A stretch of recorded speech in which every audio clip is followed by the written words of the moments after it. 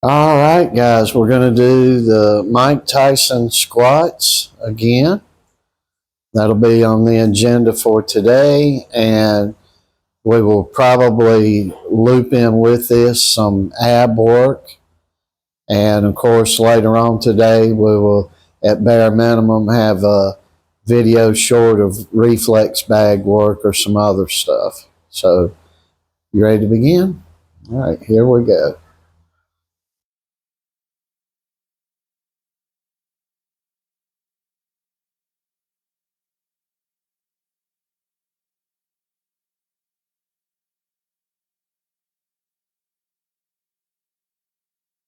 Try to get this so I can get Joe more in the camera here.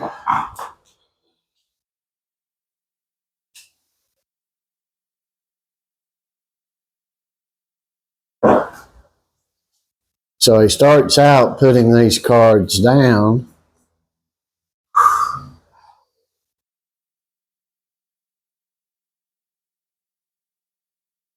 And any old deck of cards will do. So you see he's got the cards down here.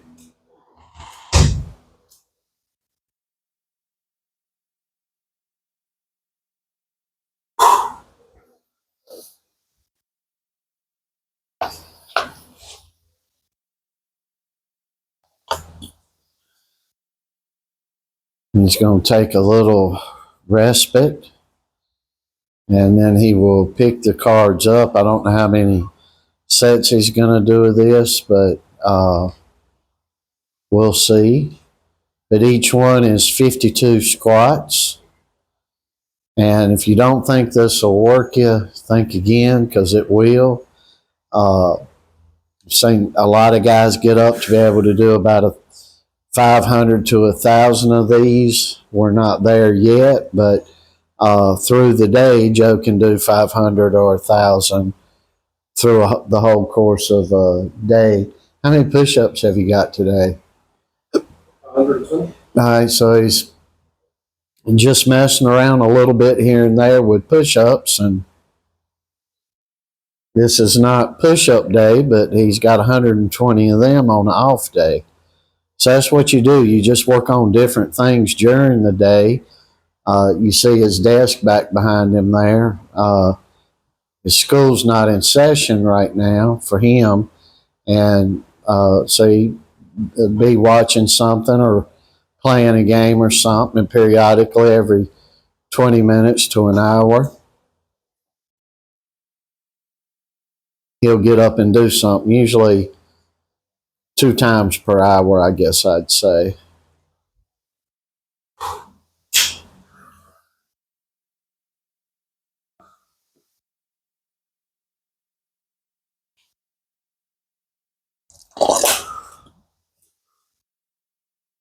And this is a great exercise to do if your boxing style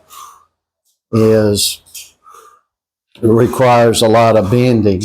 And the style we use does require a lot of bending at the knee and the hips, and some styles don't really require that much, but it's good to do this exercise at any rate.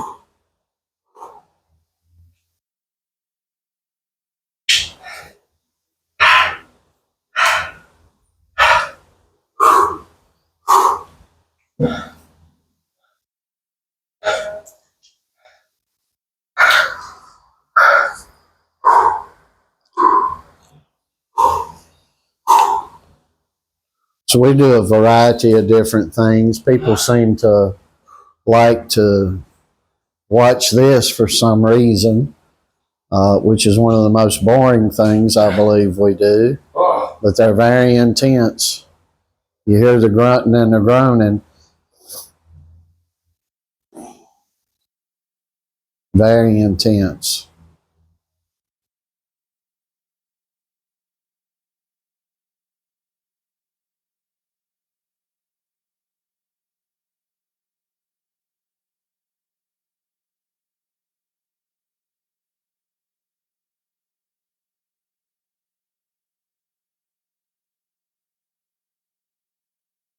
On the agenda tomorrow will be push-ups and back, I believe. Not back work like we did yesterday, but back work with the dumbbells. Yesterday, if you go look at the video he put out, and I would suggest you all go look at it, I believe he was doing 3, possibly 4 exercises that work the back, and they work the midsection some too. And what he did yesterday was very, very difficult. And he did some dumbbell work with the arms and did the plank workout that we do for the back.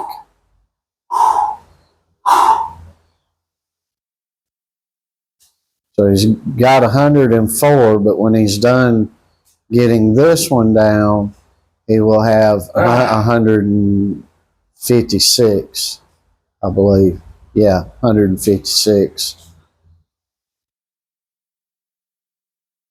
And he'll do, I believe, at least a couple hundred of these. So he's got 156 right now, so he'll at least get up to a couple of hundred, I'm sure.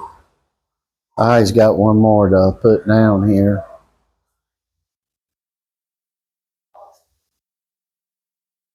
Ooh.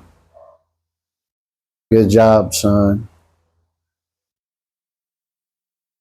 You know, we're always talking about work, and your work put out, or the input of the work that you do is the output of what happens in the ring.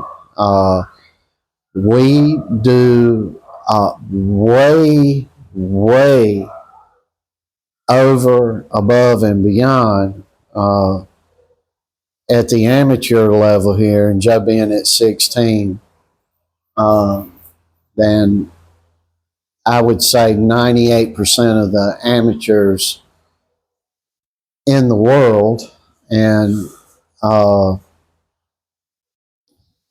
we work the body, we work every part of the body, and the reason why we do that is if you build a rock solid body, do everything through leverage and strength building you can to increase your punching power. What happens is when you are struck, you can handle it, and when you do strike, the other guy can't handle it. And that's the basis, and that would be the heading of the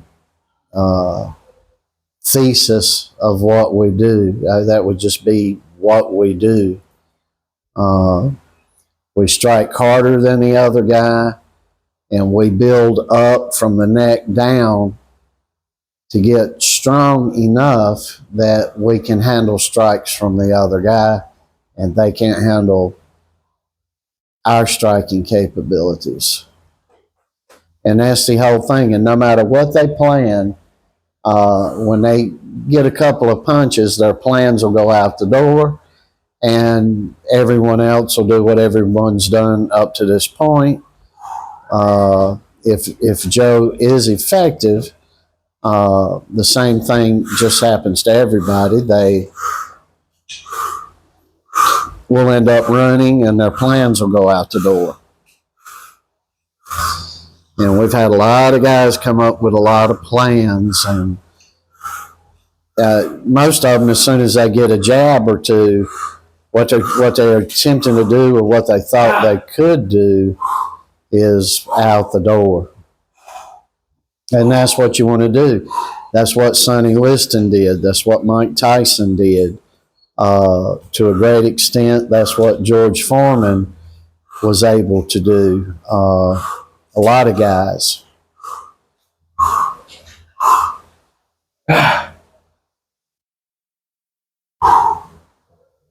You got this, son, and you'll have 200 and around 210, I believe.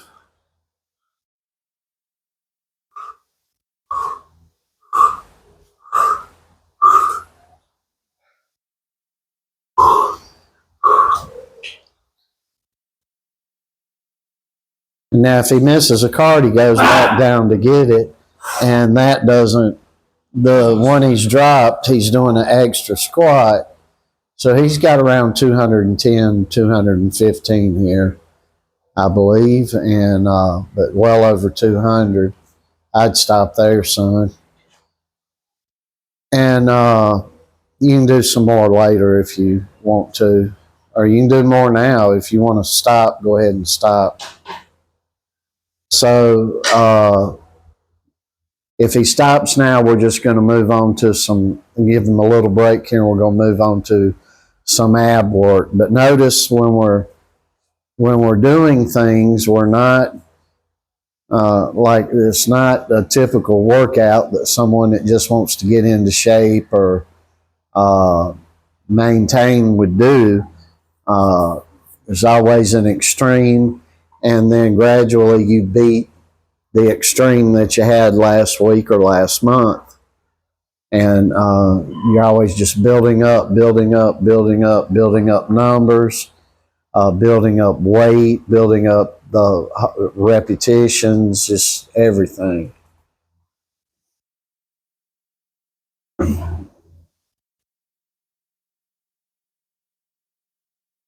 Boxing is a very interesting sport, and the way it is approached by different camps and different philosophies and different thoughts are plethrous. It's just too many to count. And again, our philosophy is hitting harder than the other guy, and hitting so hard that we don't really play a chess match. Boxing today, when you look on YouTube or look on other venues or these boxing shows, it's a lot of, well, this is a chess match. This is a chess match. We have an old school philosophy here. So we go up, the opponent is sitting at the chess table, and we walk in and we flip the chessboard and the table over and flip the guy in the table across from him, flip him over in his chair. That's the philosophy here. We have a lot of tactical stuff we do, but a lot of fallbacks, but the total technical prowess is hit much harder than the next guy and be able to, when necessary, have to take the other guy's punches. And if you build from the neck down, it will increase what you can handle and what you can take from the other guy. And that's typically shocking to the other boxer. Let me tell you the shock. We haven't got it yet, but it'll happen with Joe eventually. You hit somebody and they're standing there.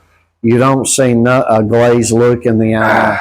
You see no indication that they've been hurt, harmed, or bothered. And the guy starts throwing back as hard as he can, or in some circumstances harder than you do.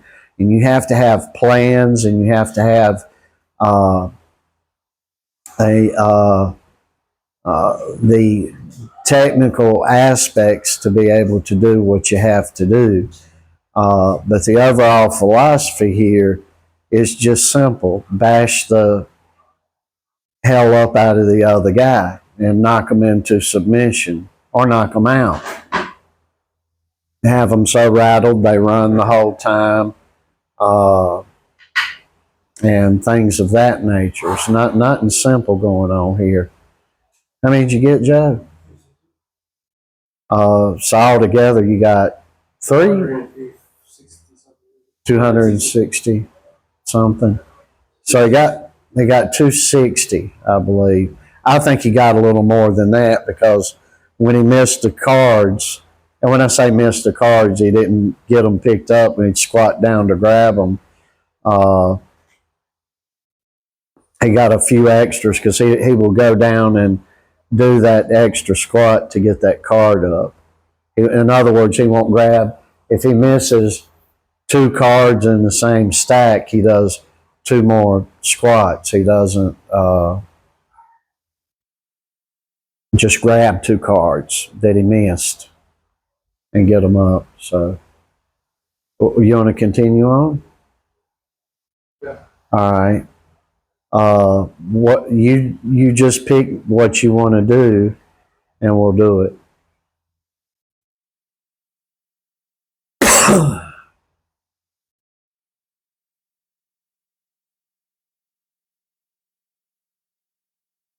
You want me to do it over into doubles?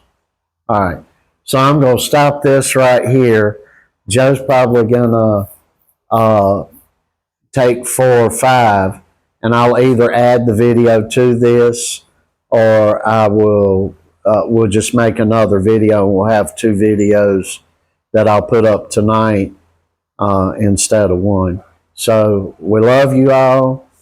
Remember, we try to leave you with this. Number 1, I want to ask everybody for prayers that Joe and I get back to the U.S. Number 2, in all our imperfectness that we have, Christ is our King here.